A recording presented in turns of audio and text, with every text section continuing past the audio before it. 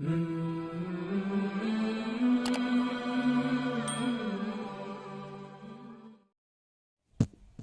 اللہ الرحمن الرحیم۔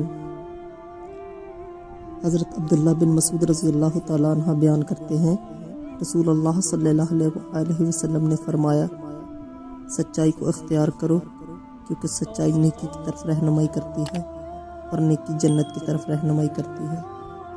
آدمی سچ بولتا رہتا ہے اور سچائی کا متلاشی رہتا ہے حتیٰ کہ وہ اللہ کے ہاں صدیق لکھ لیا جاتا ہے۔